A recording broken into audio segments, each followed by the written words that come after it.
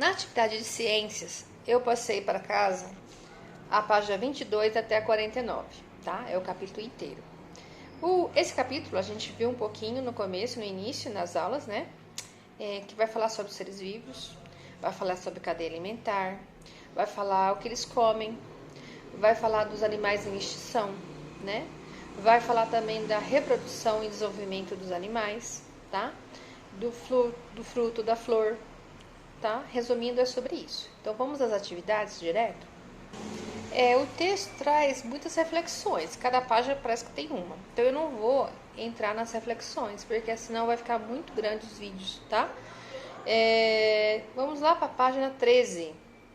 Tem a primeira, tá? É onde você precisa completar, tá? Então, ajude as crianças a terminar de explicar o que aprenderam com a entrevista da bióloga.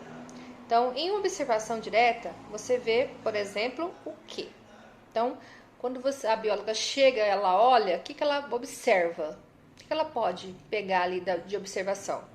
Então, as possibilidades são animais comendo folhas e frutos e algumas fêmeas amamentando. Então, dá para ela chegar e lá ver, ela vai ver isso, tá? Isso que dá para ser uma observação direta. A outra menininha está falando, a habituação significa que os animais que estão sendo observados aceitam a presença da bióloga, tá? Então, é quando eles aceitam a presença sua ali, tá? Simples assim. E o menininho aqui embaixo está falando, em uma observação indireta, o que você vê?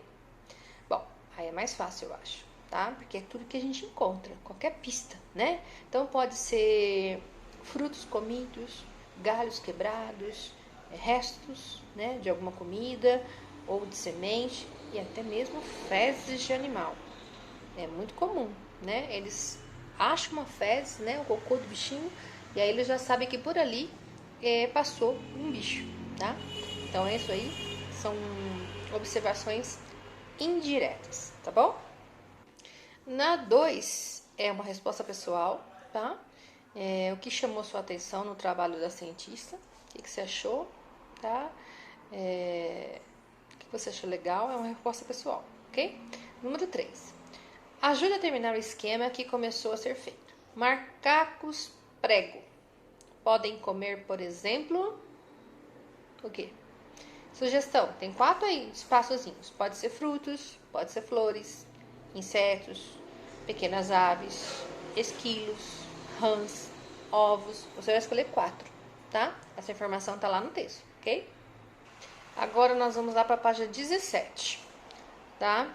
Observe as imagens dos seres vivos abaixo e faça o que se pede. Complete os esquemas de cadeia alimentares formada pelos grupos de seres vivos. Nos esquemas, circule de vermelho os produtores e de azul os consumidores.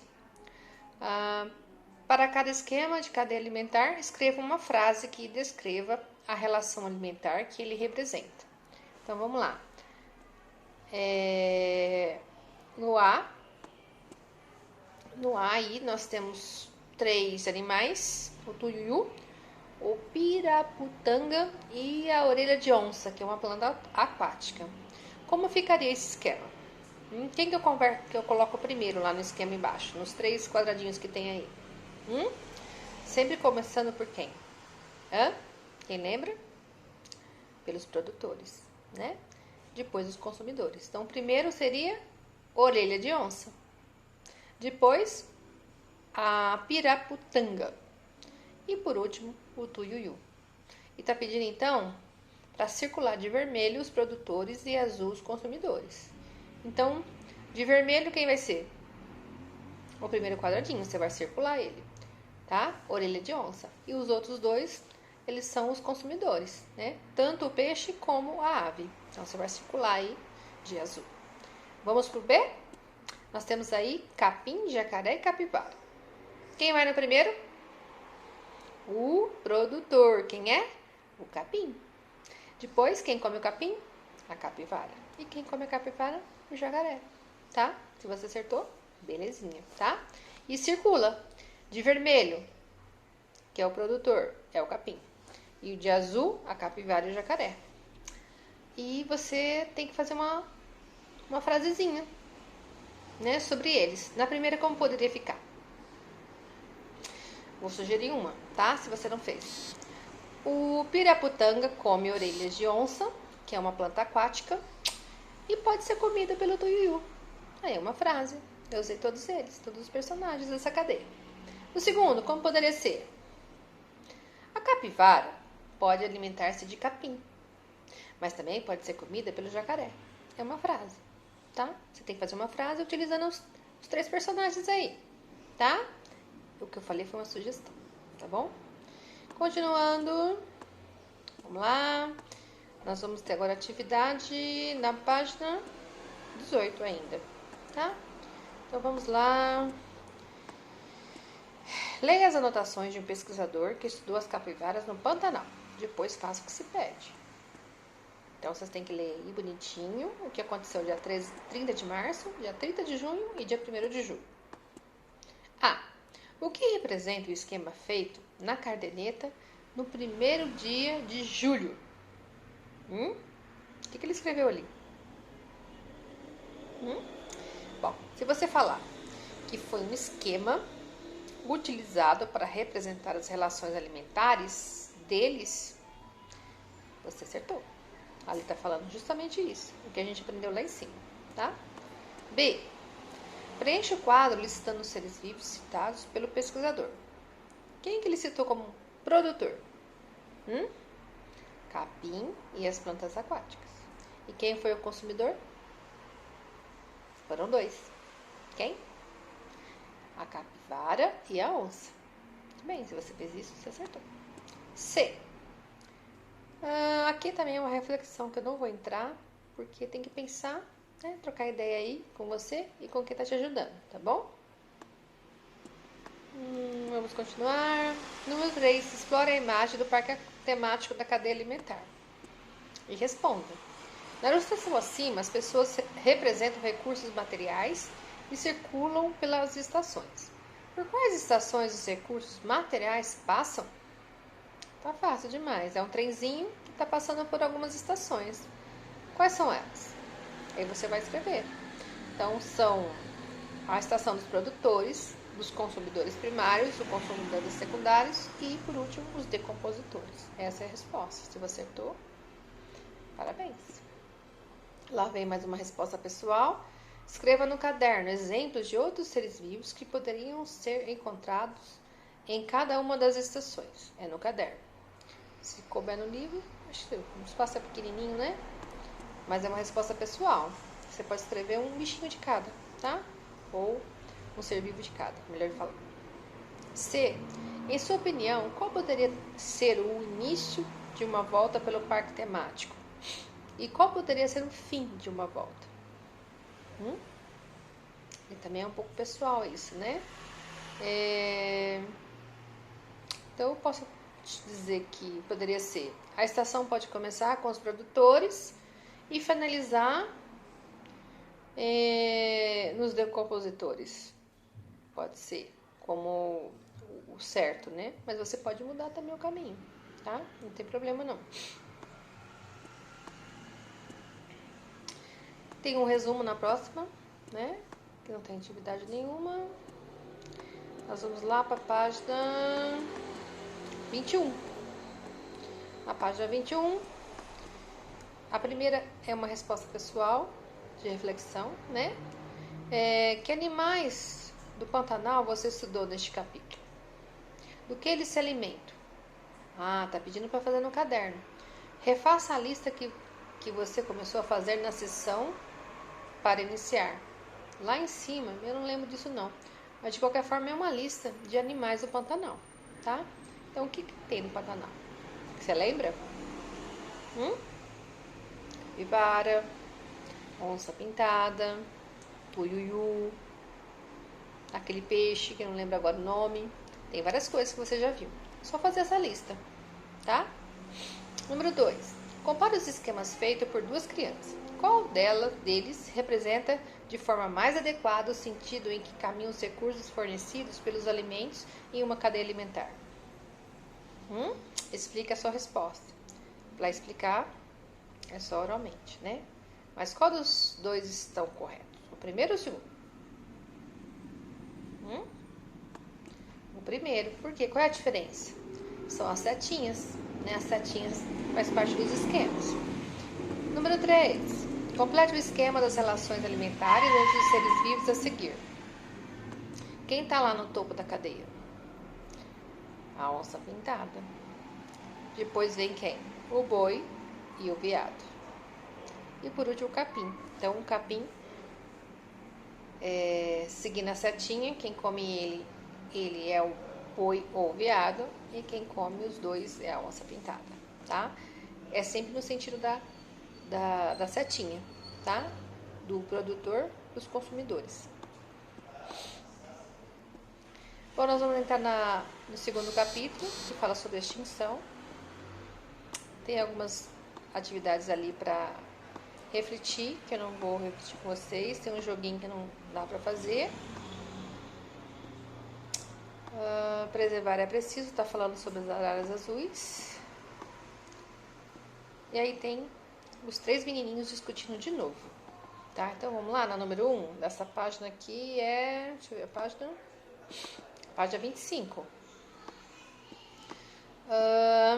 Vamos lá. Analise as falas dessas crianças e, quando for o caso, complete as lacunas indicando o que provavelmente devem ter falado. Então, a menininha. O ser humano contribui para salvar as araras azuis quando... O que você leu lá? Então, vou sugerir para vocês. Quem disse assim, quem escreveu assim: conscientiza a população por meio da divulgação do problema, instala ninhos artificiais para favorecer a reprodução, etc. Tá? Essa é a resposta correta. Está lá no texto. O menininho de bonezinho. O ser humano contribui para que a arara azul esteja ameaçada de extinção quando a captura para o tráfico de animais ou modifica o ambiente em que ela vive, tá? É uma das respostas que também está lá no texto, ok? Número 2, ajuda a terminar o cartaz que alguns alunos começaram a fazer, alertando sobre a ameaça de extinção das araras azuis. Então tá lá. Mantenha os animais em seu ambiente natural. Como são muito bonitas, muitas araras azuis foram capturadas para servir de animais de estimação. Esse é um dos motivos pelos quais existem poucas araras azuis em seu ambiente natural. Essa é a resposta.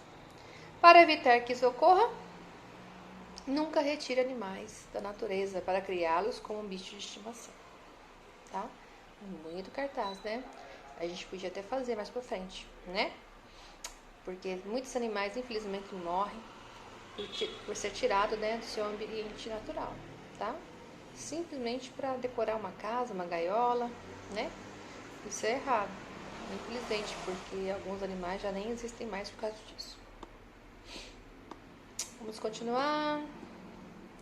Leia os textos dessa página e da seguinte e saiba o que acontece com algumas espécies ameaçadas. Então, vai falar aí, né, do peixe-boi. E aí tem uma perguntinha, pessoal. Que tal escrever no caderno um texto que resuma as informações que você leu no texto 1? Então, é uma sugestão de atividade no caderno. Um textinho falando sobre o que você leu sobre o peixe-boi. É pessoal, então eu não vou corrigir. Tem o segundo texto, que é sobre xoxins. Olha só, até uma plantinha pode ser ameaçada de extinção. Você sabia disso? Pois é. 5. Que tal escrever no caderno um texto que resuma as informações que você leu no texto 2? Também é uma resposta pessoal. Tá? Um textinho pequenininho. O que é esse texto? Fala do quê? Lembra aquela regra? O que é? Para que serve? Curiosidade? Né? Vamos continuar. Temos agora reprodução e extinção. Vai falar de reprodução. Nós temos aí um filhotinho de tartaruga saindo do ninho. Tem aí uma ave de olho nele, né? E que está acontecendo? Existe um projeto muito importante para salvar essa tartaruguinha. Está tudo escrito aí nesse texto. E aí vem um exercíciozinho de reflexão, a número 1, tá? Que não vou entrar em detalhes, senão a gente vai ficar muito grande nesse vídeo. Número 2. Esse número 2 é para fazer continha. Eu achei um pouquinho mais difícil nesse livro. Mas é bom para vocês exercitarem aí, tá? Então eu vou ler ele inteiro para a gente poder entender. Analise o que aconteceria nas 3 situações abaixo e preencha o quadro com os resultados de suas contas. Considere que, em média, uma tartaruga marinha põe 130 ovos a cada desova. Então, imagina você, toda vez que a mamãe atinge lá a praia, para ela desovar, ela coloca ali 130 ovinhos, tá? E ela vai embora, tá? Então, toda vez que ela faz isso, é 130. Então, vamos ver o que tá pedindo aqui. Tem a situação 1, 2 e 3. E tem as perguntinhas. Quantos ovos aproximadamente foram postos? E a segunda perguntinha. Quantos filhotes devem ter chegado à idade adulta? Então, vamos lá. Em determinado ano, 100 tartarugas puseram ovos em uma praia. Então, eu tenho que fazer essa conta. Cada tartaruguinha colocou 130. Tá? E foram 100 tartarugas. Então, eu tenho que multiplicar 130 por 100. Lembra? Muito fácil. É só acrescentar 2 zerinhos ali no 130. Tá? Que vai virar 13 mil ovos. Tá? E quantos filhotes desses 13 mil ovos devem ter chegado à idade adulta? Essa conta precisa voltar lá no texto, porque lá está dizendo quantos filhotes sobrevivem a cada 130. Vamos lá? Olha, lá no texto, no primeiro, segundo, terceiro parágrafo, está dizendo assim: são pequenas as chances de uma tartaruguinha chegar à idade adulta e ter os seus próprios filhotes. Estima-se que, de cada 1000 tartarugas, 2 conseguem chegar à idade adulta. Olha só, a cada 1000, só 2 tartaruguinhas sobrevivem. Então, vamos lá naquele quadro para ver se é 130 mil, ou melhor, 13 mil, né? Não lembro mais. 13 mil ovos. Quantos desses 13 mil, quantos filhotinhos vão sobreviver? Fez a conta aí? Tem que dividir. A cada 1000, 2. Tem 13 mil, então deu 26 filhotinhos. Só. De 13 mil, só 26 filhotinhos. Já imaginou? Bom, situação 2. Em determinado ano, muitas tartarugas foram caçadas. Durante a época da desova, daquelas 100 lá da primeira situação, só 10 conseguiram chegar na praia. Só 10. Então, quantos ovos elas colocaram lá? Tem que multiplicar. 10 vezes 130. Quanto deu aí? 1.300 ovos foram colocados na praia. Muito bem. 1.300 ovos. Se a cada 1000 sobrevive 2, quantas sobreviveram? 1.300. Quantos 1000 tem nesse número? Só 1000, só 1. Quer dizer, a cada 1000 são 2. São de 1.300, só 2. Só 2 sobreviveram. Viraram adultas. Triste, né? Terceira situação. Em um determinado ano, a poluição de uma praia e o número de pessoas que a frequentavam aumentou muito. Além disso, várias tartarugas ficaram presas nas redes dos pescadores. No final, somente 2 tartarugas conseguiu desovar. Quantos ovos foi colocado? Se cada um é 130, foram quanto? 260 ovos. Quantas tartaruguinhas dessa desova chegaram na fase adulta? Nenhuma. Porque a cada 1000 não chegou nem a 1.260. Então, dessa vez, nenhuma conseguiu sobreviver. Triste, né? É uma realidade essa, viu? Infelizmente, uma realidade. Mas o projeto Itamar tá aí para modificar isso, para ajudar, tá? Não fica triste, não. Vamos continuar. Na 3 está dizendo para trocar ideias, né, sobre essa conclusão. É isso que eu conversei com vocês. Essa atuação triste, né, de extinção das tartarugas. 4. Leia a seguir os fragmentos do texto que expõe o problema que as tartarugas marinhas enfrentam, bem como as iniciativas de um projeto para preservá-la. Depois, indique uma sequência lógica de leitura, numerando os textos de 1 a 4. Então, vamos ver? Tem 4 textinhos aí. Qual é o primeiro? Qual é o segundo? Qual é o terceiro? Qual é o quarto? Então, vamos lá. O rosinha é o número 3. Quem acertou? Os de baixo é o 2. O terceiro é 1, na verdade. E o último, da outra página, ficou como 4. Tá? Então, é nessa sequência que você tem que ler. Tá? Os fatos aí sobre as tartarugas. 5. Complete o texto abaixo para resumir o que você aprendeu sobre o projeto Tamar e o risco de extinção que as tartarugas marinhas enfrentam. Procure usar os 4 fragmentos de textos apresentados na atividade anterior. Então, é um texto que vocês vão fazer usando as 4 opções aí que a gente numerou, tá? Como é uma resposta pessoal, não tem como eu corrigir, tá? Tem um resuminho do que foi falado sobre a extinção, tá bom? Tem aí uma cruzadinha, ok? No caderno, faça as questões para a cruzadinha. Então, já tem a resposta cruzadinha. Você vai ter que fazer a pergunta para aquela resposta no caderno, tá? Então, não tem como eu... pode ser várias, né? É uma resposta pessoal. Tem várias perguntas. Vamos supor para a primeira. Peixe-boi. Que pergunta você usaria para que a resposta fosse peixe-boi? Uma sugestão? Qual animal das águas do Pantanal está sofrendo em extinção? Alguma coisa assim. Resposta, peixe-boi. 2. O xaxim. Que pergunta eu poderia fazer para dar o xaxim? Há uma planta que está sendo protegida próximo ao estado do Rio de Janeiro. Qual é essa planta? Então, são várias sugestões, são várias perguntas que podem ser feitas com a resposta dessa cruzadinha, tá? Então, não dá para corrigir. Continuando. No 2. Leia o texto abaixo e depois responda no caderno. Quais das situações você acha que esse ser vivo está mais ameaçado de extinção? Explica a sua resposta. Então, tem a situação 1 e a situação 2. Tem que pensar um pouquinho.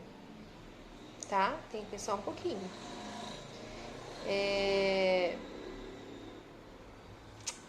Eu vou dar uma resposta. Seria a situação 2. Pois 20 filhotes poderão chegar à idade adulta, enquanto na situação 1, 200 filhotes poderão chegar à idade adulta. Essa seria uma das respostas, tá? Na situação 2, pois 20 filhotes poderão chegar à idade adulta, enquanto na situação 1, 200 filhotes poderão chegar à idade adulta. É uma resposta para você se refletir, tá? 3. Capítulo 3 está falando sobre a reprodução e desenvolvimento. Aqui vai ter atividade só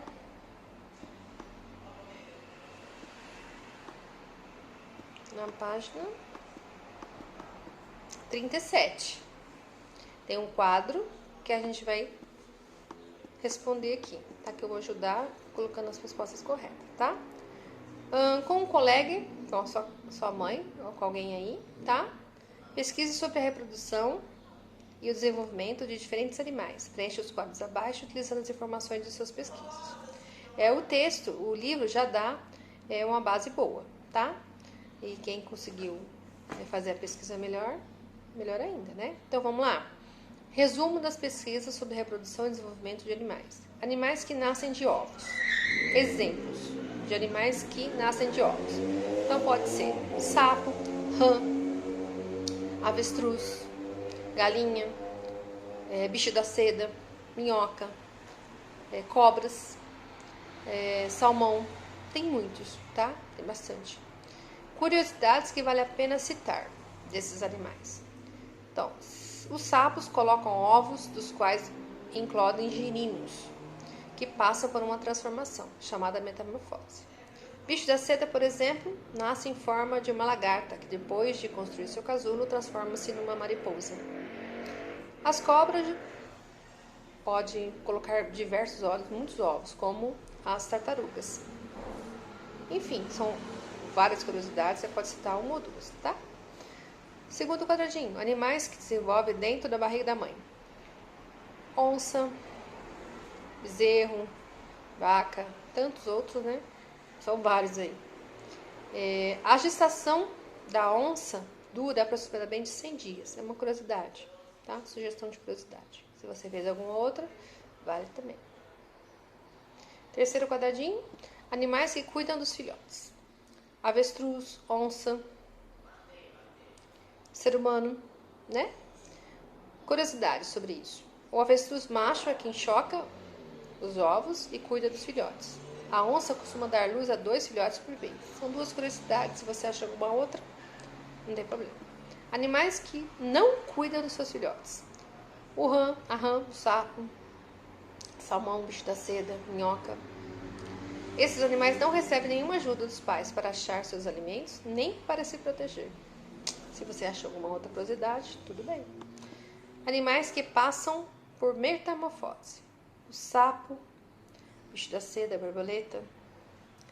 O que a gente pode colocar de curiosidade? A lagarta se desenvolve até o momento em que secreta um fio de seda, com o qual constrói um casulo.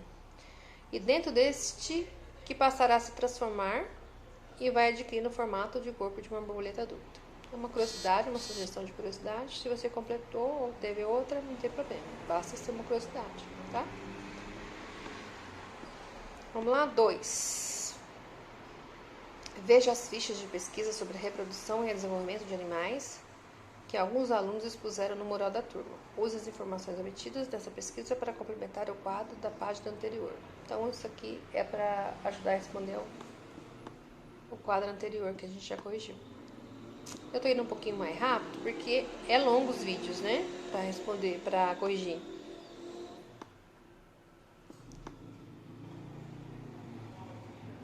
Bom, na página 41,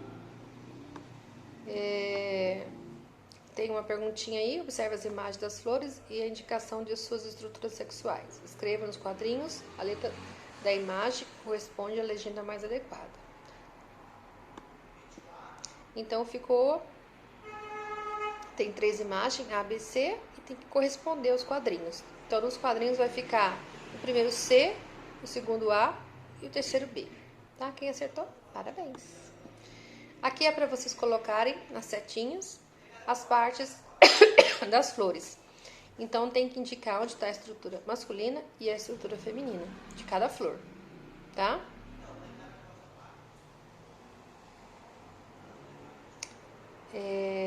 Colocando setas vermelhas para as estruturas masculinas e verdes para as femininas. Então, não tem como eu corrigir essa aqui.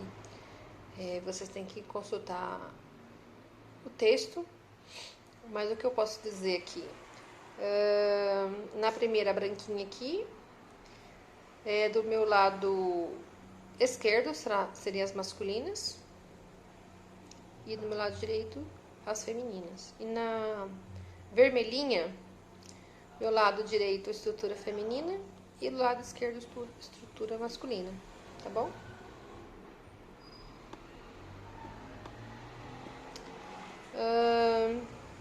Na página seguinte também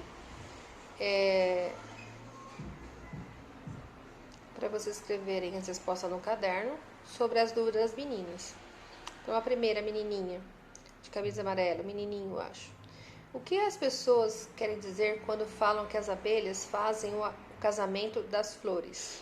Então, a resposta seria: as abelhas podem levar grãos de pólen das estruturas masculinas às estruturas femininas das flores, né? Porque elas são as polinizadoras. Elas transportam, né, nesses órgãos aí. A menininha: uma planta nem sempre está com frutos, mas quando parecem, de onde é que eles surgem? Resposta: os frutos se formam a partir das flores, tá? Então, se tem flor, tem fruto. E às vezes a gente nem percebe, não é? Na 4 é para completar com essas palavrinhas do quadro. Então, a número 1 seria grão de pólen.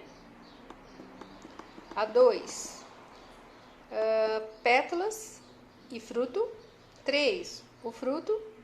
E na 4, fruto e sementes, tá? É a resposta. Na 5, é para enumerar. Então, ficou a primeira 1, a do meio 3 e a última 2.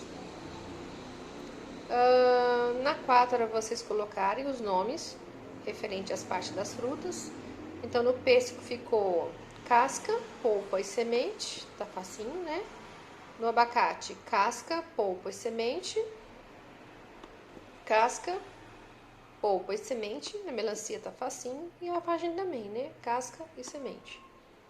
Tá muito fácil. Tem resumo logo em seguida do que foi feito, visto. E na página 45,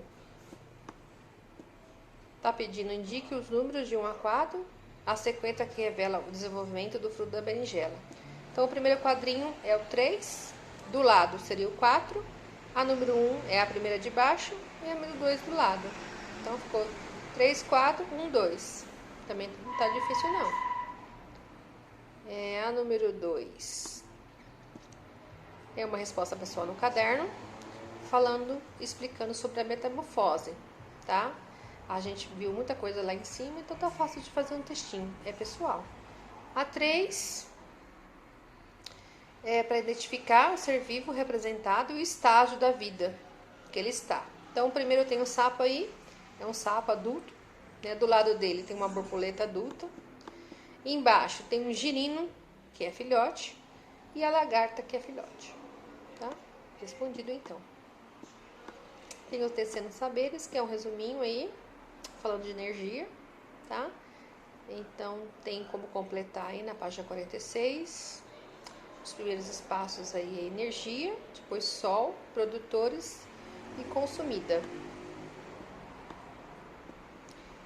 Na página seguinte tem também, termine de escrever o parágrafo final do texto da página anterior, completando as lacunas existentes. São respostas pessoais também. O texto usa a analogia, as folhas das plantas são como uma infinidade de painéis solares. Discuta com os colegas e, com base no que você estudou nessa unidade, completa as analogias que aparecem nos balões de fala. As plantas são como? Resposta pessoal. Os animais são como? As cadeias alimentares são como? 4. Analise os desenhos da página anterior e faça as contas. Do total de energia existente em nível de uma cadeia alimentar, que porcentagem fica disponível para o nível seguinte? Essa também tá fácil. Só 10% de energia fica disponível, tá? Troque ideias com os colegas e resolva o mistério. Qual é o passo inicial e a principal fonte de energia que move as atividades econômicas representadas nos esquemas a seguir? Qual é? É para refletir. No caso aí é o Sol, né? Que está representando a fonte de energia. Esse assunto a gente vai retomar mais para frente, porque é um assunto assim, minucioso. Então nós vamos retomar sobre energia, tá? Logo em seguida tem o resumo. E aí a gente finaliza essas atividades, tá bom? O vídeo ficou um pouco longo, é porque tem bastante coisa mesmo, tá? Alguns assuntos eu vou retomar quando a gente voltar, pra gente fechar esse assunto aí e ver que realmente vocês aprenderam, tá bom?